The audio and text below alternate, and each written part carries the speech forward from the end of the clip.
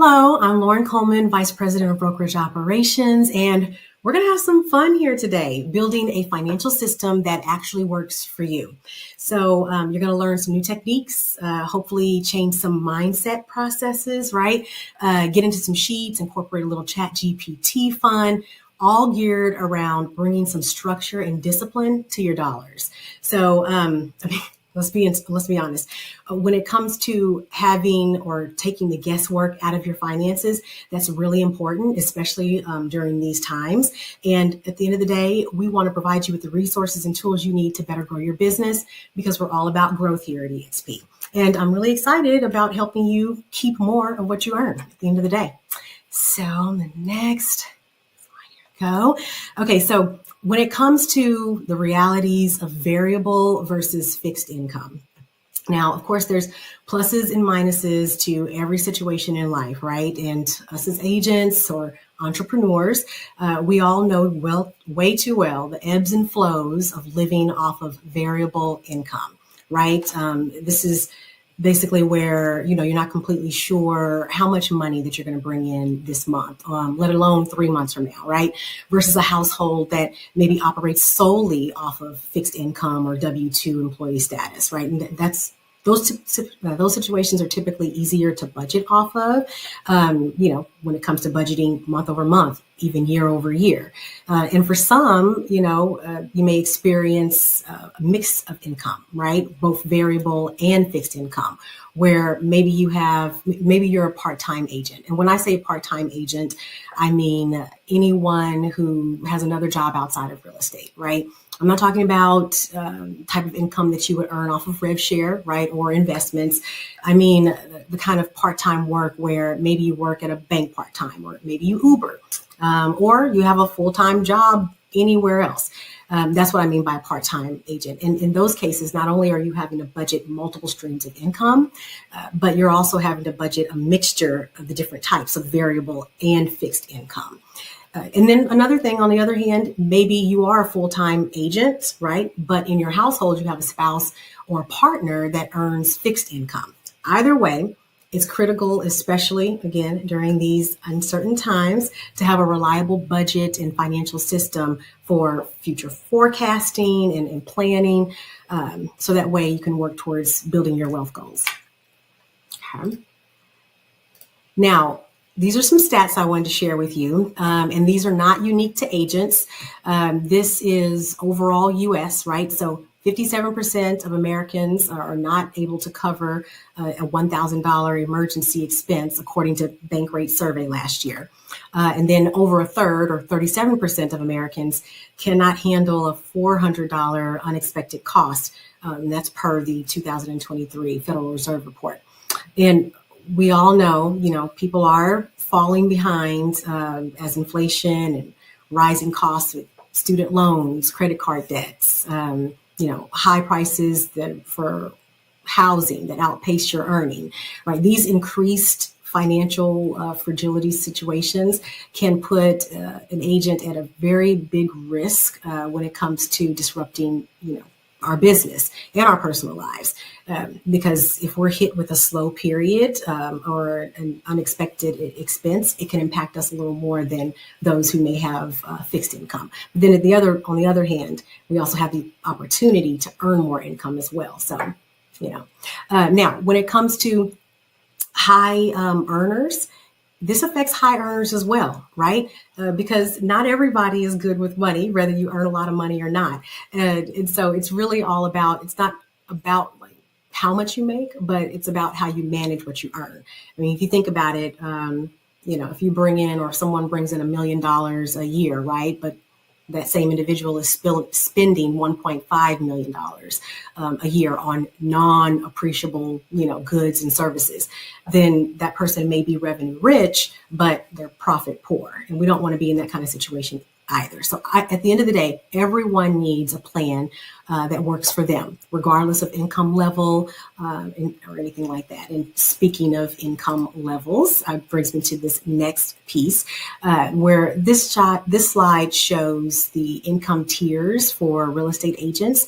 And as you see, the national median is around $52,000 annually, or $4,000 300 and some change monthly. And that's gross income, not net, right? So that does not take into consideration taxes. Now, we've all heard the term, it takes money to make money, especially when it comes to business, right? And in most cases, you get a better ROI or a return on your investment when, you're able to invest in resources that can save you in time, because we all know time is money, right? But overall, when you're able to invest in resources that save you in time and money, that increases your efficiencies, but it also makes it to where you're able to earn more money because you have those increased efficiencies. But if you're living paycheck to paycheck, commission check to commission check, then you're likely going to lack in having the ability to have those resources to invest in better tools, in support systems, leads, etc., whatever you need to make more money for your business. So when it comes to agents, we see that on average, or the majority of agents make $52,000 a year or less nationally. So that's the income figure that I'm going to use when we start working on the finance system. That's going to come later in the presentation. But no matter where you fall when it comes to this chart, your goal should always be to try to outpace these averages. Again, through better financial management, so that you can ensure the highest return on investment when it comes to you investing your time and your dollars. Okay, so before we get into building, I do want to acknowledge that, there are a lot of budget formulas and rules out there to help you budget, right? Some geared more towards personal budgets, business budgets, or a mixture of both. Now, I'm sure you've probably heard of the 50-30-20 plan. This is where, your essential living expenses, so like food, shelter, transportation, utilities, phone, internet, you get the gist. That's in this plan or model, 50% of what you bring in net should cover all of those expenses. I know. 30% is geared towards entertainment, 20% geared towards, emergency funds, retirement, savings, etc. I think it's pretty safe to say that, when people live paycheck to paycheck, especially now, but just in any scenario, the 50-30 plan is definitely more of a goal to work towards versus a starting point, right? And then when it comes to the 75-10-15, that's more fit for today's day, where you do see more people living off of, like let's say 75% of what you make. But in reality, there's no real one size fits all scenario, right? So we're going to build something that works for you, specifically for you, instead of trying to fit you into a box. So when it comes to this QR code, I want you to go on and scan it so that you can access this Google Sheet that I've created for you. And just know that I will provide more QR codes throughout the presentation, but the last slide will have a QR code that's going to contain all the links to the resources and documents that are shared with you today. Okay, so without further ado, let's jump in so that we can touch a little bit more on the sheets.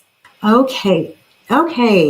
So now that we have the sheet up, the first thing I want you to do before you touch anything else is to go to File, go to Make a Copy, go on and customize it. So there we go. So that way, okay, let me make sure I'm sharing. Okay. That way you have your own documents. So because we're sharing this information with a lot of people, we want to make sure that you don't start putting in your real financial information on this sheet. This is just a template. These are example figures. You're going to want to clear them all out and make it your own. So just want to make sure we have that taken care of first. I want you to also notice these tabs at the bottom of the sheet. So this is the business template for your income and expenses. Also breaks down your budget calculator or budget flow calculator, helps you to set a 1, 2, and 3-year goal, and then also track what you're saving when it comes to the items, and we'll go over that in detail. I also have a personal one, and we'll touch on that very briefly.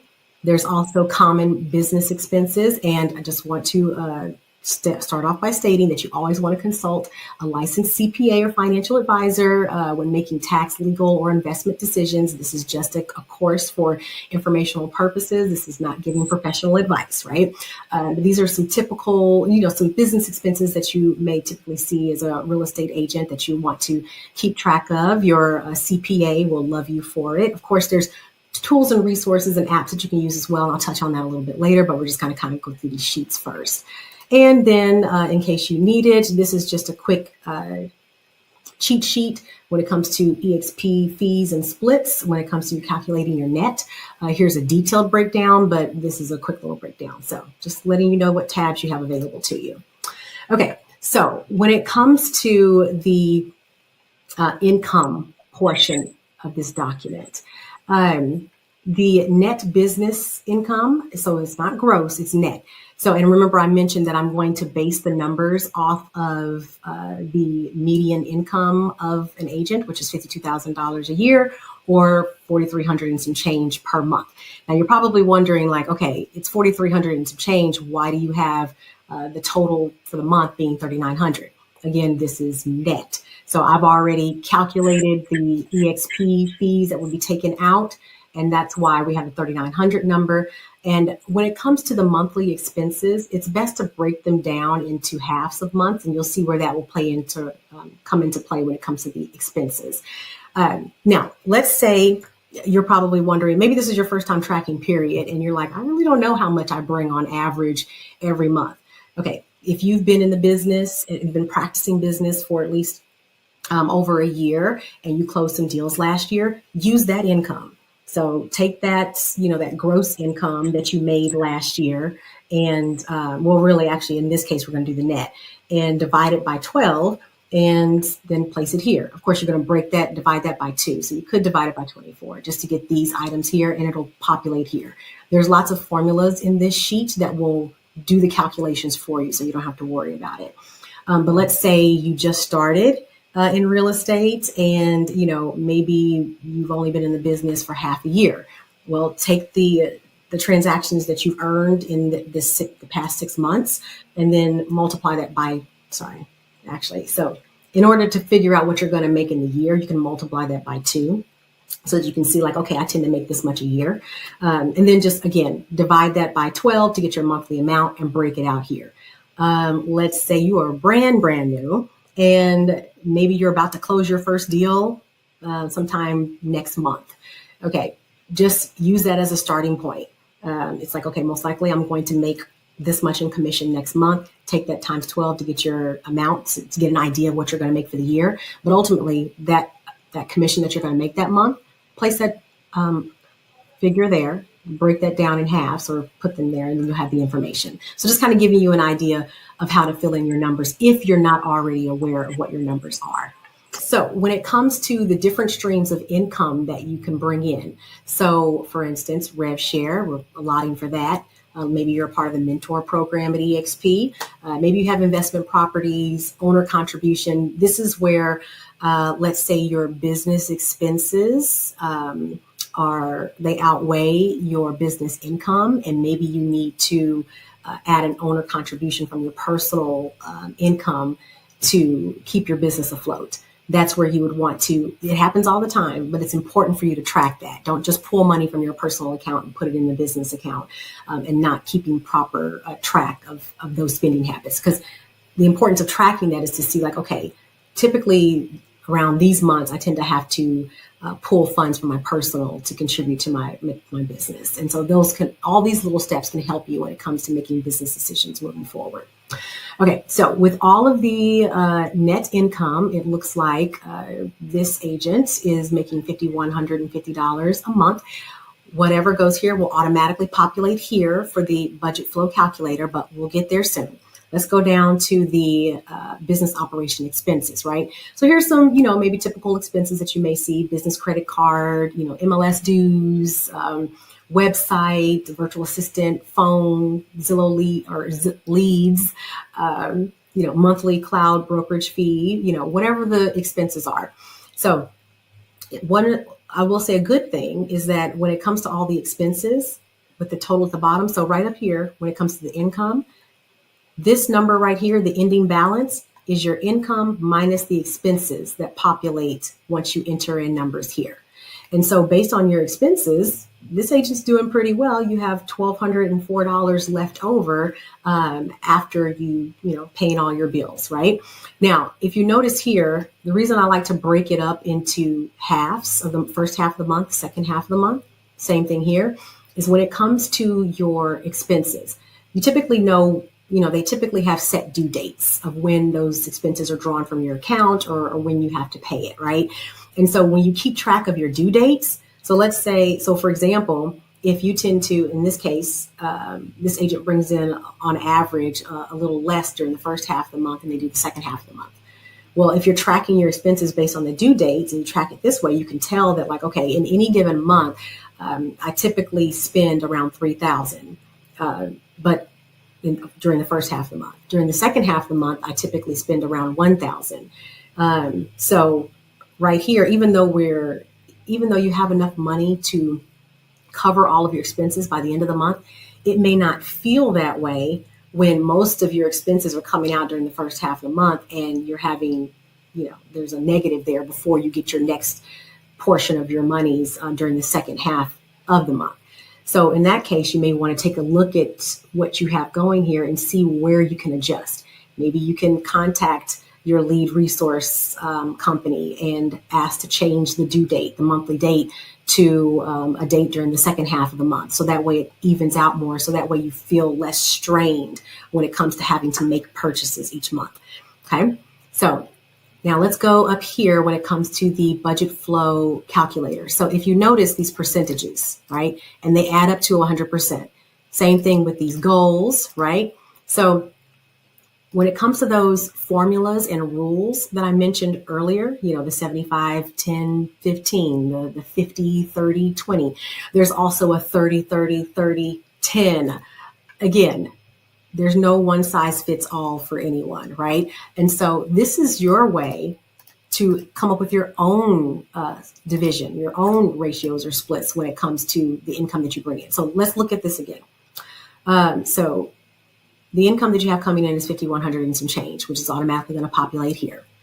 When it comes to your expenses, when it comes to your business expenses, which are calculated here, 75% of that is $3,800, which you're on par because it's $3,900 here. You can adjust these numbers when it comes to setting your goals or determining what your actual expense percentages are. And then also when it comes to setting your goals. So you can change these to adjust it where needed, right? But based on the total expenses, it's about 75%. So that leaves, out of 100, that leaves 25% that you can spread amongst your taxes, saving for taxes, paying yourself, and then also saving for, investing, education, big picture goals, et cetera, right? Typically, to be on the safe side and to be very conservative, it's recommended that you save 30% for taxes when you're an independent contractor. But in this case, it is what it is, right? Your expenses make up 75% of what you're bringing in. So you don't have 30% that you can contribute towards taxes. So just put the whole 25% there and start saving. And you can work towards goals that get you to a point where, okay, I want to get to the point where I can start putting up 30%. But this is just an example of what I'm providing. Your situation may be completely different. You may be in a situation where, okay, great, $1,200. I need that $1,200. I need all of it to go towards paying off personal bills, right? Maybe you're not able to contribute anything towards taxes right now, and you need to put all 25% towards owner paying yourself. Or maybe you're like, I'll catch up on the taxes later. Let me pay myself something, but I still understand, the importance. We're in a time right now where, stock prices are low or whatever the situation is. It may be a time where you see some opportunities out there that you just can't pass up on, that you're going to regret if you didn't take the chance and get in on it now. And so in that case, it may be more important for you to contribute some monies towards investing. Whatever the case may be, it is up to you, right? We're not working with frigid formulas. we're agile here at eXp, right? We're always looking to shift and move where needed to get the biggest return on investment anywhere. So that's kind of how that explains that breakdown. Now, when it comes to the 1-year goal, so for example, this is your actual breakdown of your expenses and your income, right? Let's say you set your 1-year goal to where it's like, okay, I want to be able to cover all of my business expenses with 65% of what I bring in. I also want to bring in a little more too. So see how, and we're upping it each year, right? Being conservative for the first year goal, right? Because we're just now starting. First year, we're going to be conservative. We're going to make $50 more a month. Okay, but then with making $50 more a month, I want to be able to only spend 65% of what I bring in on business expenses. I want to actually start contributing money towards taxes. And then I still want to put a little bit towards profit share. This goal, if you look at this budget, is easily attainable right now. You don't have to wait a full year. So you may want to change this. So for example, in the notes, we're planning, you've got a virtual assistant. Maybe we're going to drop that fee from $750 to $500 in August. That's going to create some wiggle room. The lead generations, drop that to $1,500 a month. And I'm just throwing things out. But the combination of that and this, I already played with the numbers earlier, it already gets you to meeting these goals where your expenses are 65% or less, where you can start contributing more money towards taxes, paying yourself or whatever, just by adjusting some of your budget, right? And then when it comes to each year, when it comes to as you're looking at your monthly income and expenses, you want to keep track of what you're saving for taxes, what you're paying yourself, what you're putting towards investments, right? And I will talk about high interest bank accounts later, but you definitely want to hold these funds in those types of accounts to get the best ROI, right? Now, when it comes to this little note that I put here, take a screenshot for ChatGPT. And I'll show you that a little later. Let me finish going through these slides. We're going to do something really cool with this information. Okay, so personal, similar thing. I'm not going to go through all of it in detail, but you can see right here, like with the breakdown of expenses, Hulu, Netflix.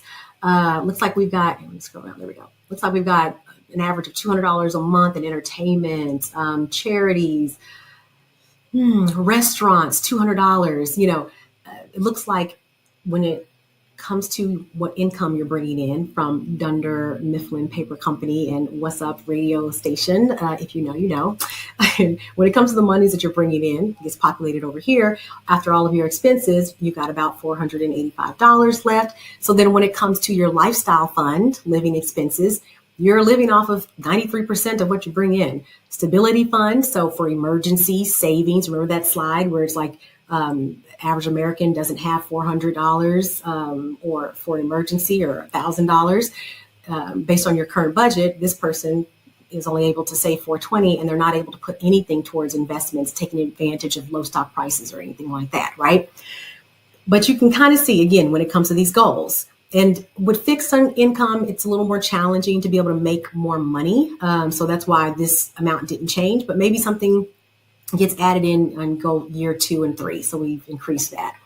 But if you look at the way the spending habits here, you could easily reach this goal by making some adjustments, right? And right here, this is just a little note that, the person had 2 cars, right? But one of the car notes has been paid off.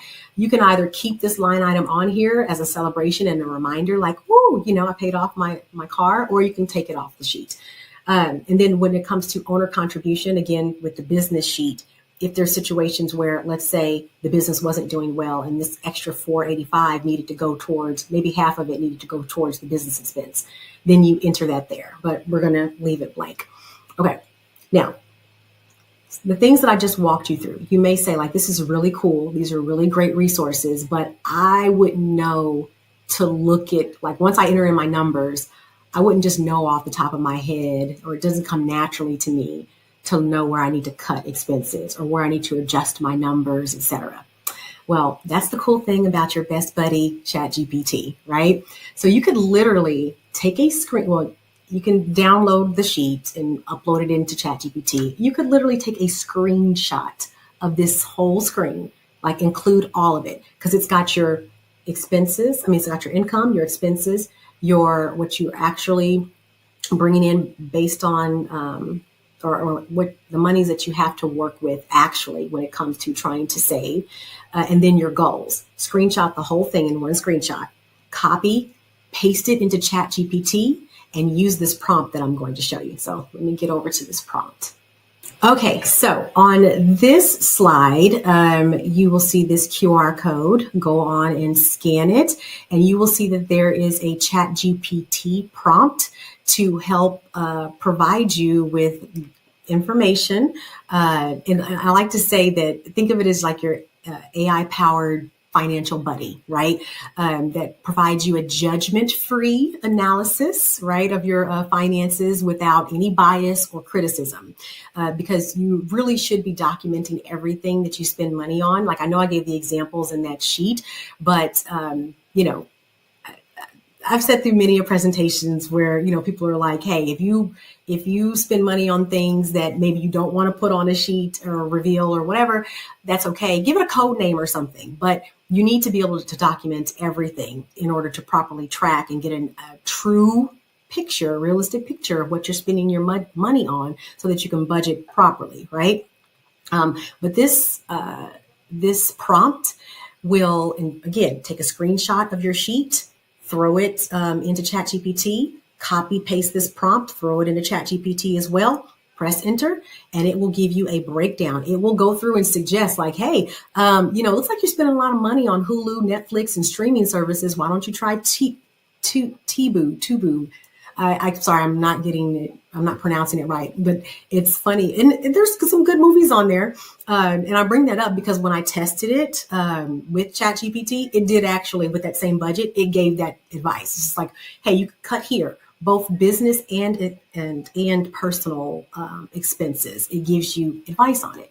And then as you're moving forward and adjusting numbers, continue to use the prompt for little monthly check-ins, right? Every time you adjust your numbers and maybe you're reaching your goals and things like that, or maybe you've added new expenses or taken some expenses off, run this prompt to get a little update, and you constantly have someone working with you to help you analyze your finances. Again, these are just tools and resources, not professional advice. You always want to seek insight of a professional or your CPA. But, these are just some cool tips that you can utilize, right, to empower you to make informed decisions when it comes to achieving those financial objectives.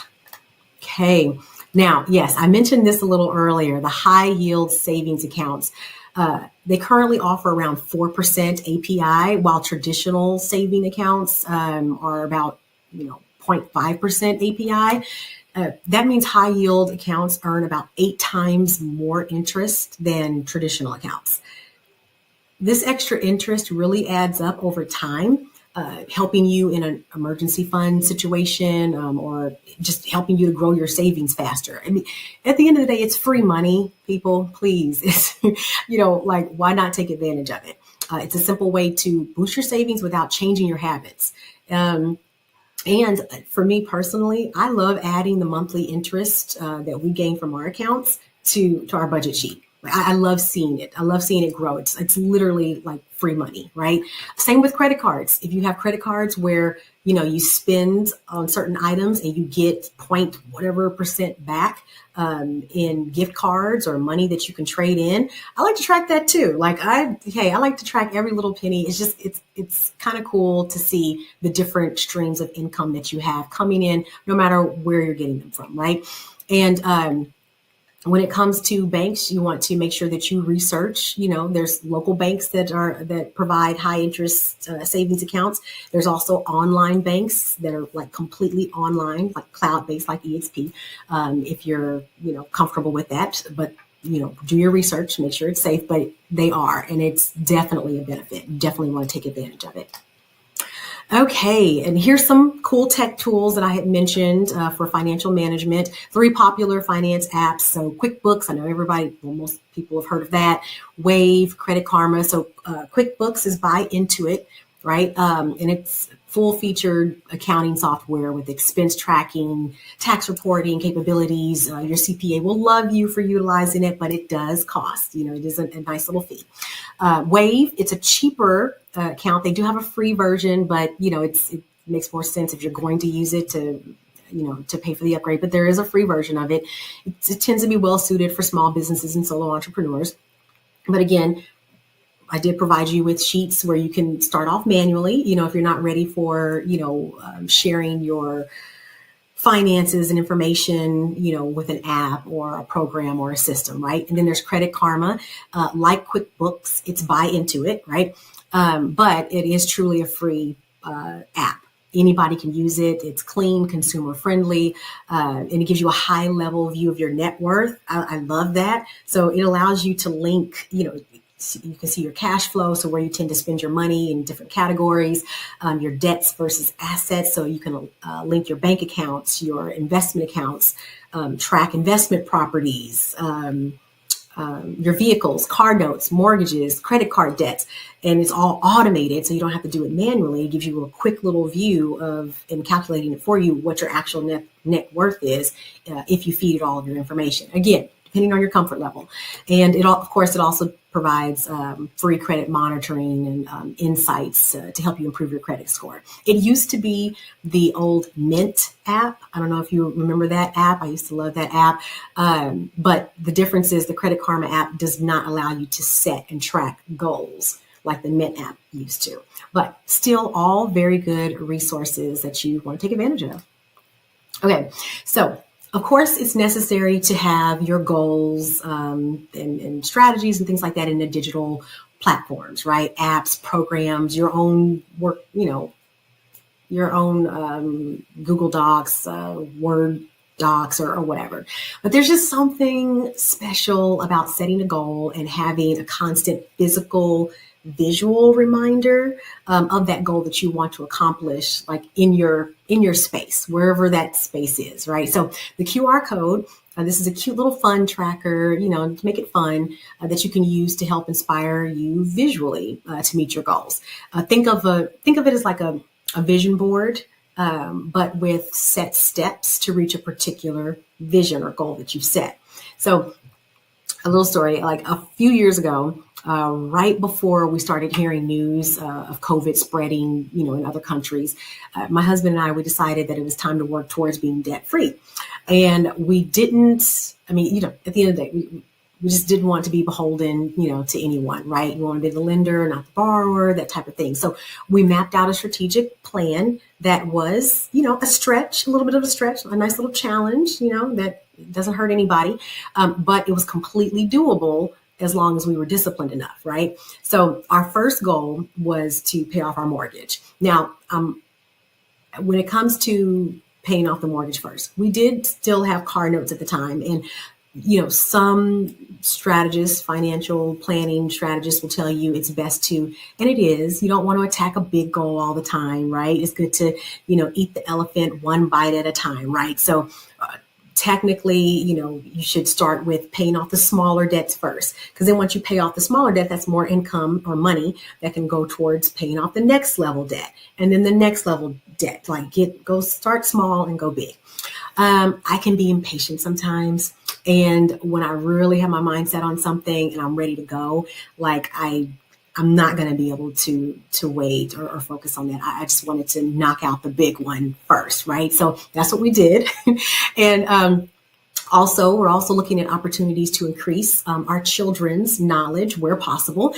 So we included our little ones in the process, right? Which also adds to the accountability factor, because if you know anything about kids, they will call you out and remind you of the commitments that you've made, even if you slip up the slightest little bit, right? And I know it's not just my kids, and I know it's not just our kids that do that, right? So we wrote the goals out on colorful paper. So you see the picture there. I took a picture of it once we reached our goal. I made sure I took a picture of it. So I was like, oh, this would be perfect for this scenario.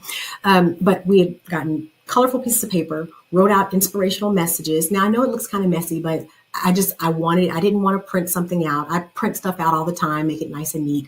I just wanted it to feel more gritty. I don't know. I can't explain it, but I just wrote everything out. We have our inspirational messages, like reminding us to stay strong, stick with it, don't give up, whatever inspirational scripture, whatever it is that will help you move along and reach your goals, put it on there as well. And then when it comes to how we tracked it, each month that we paid off a set amount in addition to our monthly mortgage, one of the members of our family, right, and we set it up to where it was in order of age, would have the privilege of drawing a line through that item of the paid amount for that month, and then putting their initials next to it as it was paid off. So that way, it was like everybody had buy-in, right? We were all committed to the family goals. So, maybe the kids would not ask for something crazy expensive because they know what the goal is overall. Of course, they're still going to ask for stuff or whatever. Still, we're going to want little treats and things too, but we were all committed to this goal, right? Our children also experience a valuable lesson in financial literacy skills. It's a memory and a lesson that we'll always have together. And then, once we hit the goal, we celebrated. It was a big deal for everybody, not just the parents. And then we move on to another goal. But it's also important that when you're celebrate those milestones along the way. And as you continue to set and reach goals, never take it for granted. It's easy for us to be like, okay, another check mark off the list. It's like, no, take the time to celebrate that. It's not, if it was easy, everybody would do it, right? Don't just see it as another thing that you've accomplished and then you move on. Take the time to be in that moment. Okay. And when it comes, so speaking of that, when it comes to along the lines of celebrating milestones, right? It's important to treat yourself with small rewards, which is important in maintaining, motivation, right? And preventing burnout. It's all about finding that right balance and not like depriving yourself, but also not overspending. So you want to budget for occasional treats and planning for them out of planning out those spends that you need, like the coffee I mentioned earlier, right? That will help to provide psychological benefits, like preventing impulsive spending, right? So for example, I'm sure you all have heard, actually, I guess I didn't mention that earlier. Anyway, well, the coffee example, right? So many times people will say, whatever it is that you spend money on a regular. So let's say it is like a cup of coffee at your favorite store or vendor or restaurant or whatever it is, right? I'm trying to keep from giving names. The easiest, a clear cut black and white strategy for saving money would be to cut that cost out. However, if the experience of driving to that coffee shop or that cafe, or smelling the coffee, hearing the sounds, being in the environment with other people who are also sharing in that experience, or just getting that vibe of feeling the hustle and bustle of people getting their coffee and going on to work, if that provides you some sense of safety, some sense of joy, some sense of like energizing your spirit, right? Comfort. Maybe it helps you focus so that you're less likely to make impulsive decisions. Then you really have to ask yourself, if the financial ROI, the savings on that, if it outweighs the psychological impact, right? And only you can answer that question, right? But try it, like test it out. Like, don't just assume that, I buy coffee every day and for my psychological safety, I need to buy coffee every day. Test it out, try going without buying that coffee 1 or 2 days out of a week, or try to go the whole week and make coffee at home. How did that affect your work, the way you show up? Was it not so bad to where you could cut it out, or did it completely throw you off and it's just like, nope, that's what I need? Again, that's up for you to determine. And because again, it may be one of those situations where that small reward aids in keeping you on track with your financial goals and also taking care of your mental well-being, which is obviously very important as well. I know it's numbers. I know we're talking about numbers, but it's not always black and white, right? And lastly, so again, I mentioned earlier with the QR code, if you scan this QR code, it will give you access to the 3 different documents or links that I provided throughout the presentation. So you'll have that all there. And when it comes to what your next steps are, definitely you want to start applying your formula, right? So the formula that works best for you. And again, when it comes to the 50, 30, 20, 75, 10, 15, or whatever it is, if you like those and you're like, I want to get there, set that as a goal. That's an easy way to set as a goal after 2 years or 3 years. There's lots of options. But the first part is evaluating where you actually are. So go on and apply your formula, track the results. You want to make sure it's set a meaningful goal, whether it be paying off a debt, saving for a down payment, building your emergency fund, building funds towards investing, which is exciting. Do whatever you need, but you got to start now, right? And please, please, please, please do get a high yield savings account if you don't already have one. I feel like that is just the simplest, the easiest first step that you can make. Again, I'm not giving you professional advice or anything like that. You'd want to always research to make sure that you're putting your money in an institution that aligns with your values, or is legit, FDIC, certified, that kind of thing. Check reviews and all of that. But you definitely want to take advantage of that. It's just money waiting to be had, right? And then, of course, based on your preference, when it comes to visual debt trackers, maybe you don't want something on your wall. Maybe you can put it on your refrigerator, or maybe it's not your thing at all. It's okay. But if it is, work towards putting those visual goals and cues up so that it helps you to reach your financial goals that you've set. And then, of course, when it comes to scheduling monthly review sessions with your best buddy, ChatGPT, you want to make sure that you do those. It's like a nice little regular health check. You may be adding expenses and not paying attention, and you run that through ChatGPT, and it's just like, whoa, wait a minute, it looks like you've added something. Is this necessary? Or, hey, great job. That was a smart strategic business decision. So you want to do those monthly checks. And when it comes to just wanting to remind you, I just have to state this again. This session is for educational purposes only. You want to always consult a licensed CPA or financial advisor when making any tax, legal, or investment decisions. Work on this budget, put it together, run it past your CPA, see what they think, run it past your bestie GPT first, give it to your CPA, see what he or she thinks, even let the CPA know what ChatGPT provided if you want to, right? At the end of the day, we just want to make sure that you have the tools and resources that you need to do a better business and help you in your next steps towards financial freedom. So thank you. Hope you enjoyed it. Please get to moving on your next steps so that you can enjoy that financial freedom.